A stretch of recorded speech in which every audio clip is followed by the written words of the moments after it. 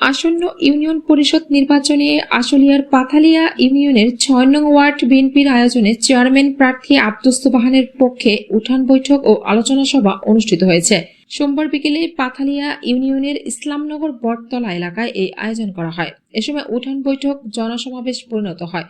অনুষ্ঠানে প্রধান অতিথি হিসেবে উপস্থিত ছিলেন চেয়ারম্যান পদপ্রার্থী আব্দুস সোবহান, আশুলিয়া থানা বিএনপির সহ সভাপতি আনিসুর রহমান, পাথালিয়া ইউনিয়নের ভারপ্রাপ্ত চেয়ারম্যান জহির উদ্দিন সহ আরও অনেকে অনুষ্ঠানে উপস্থিত ছিলেন।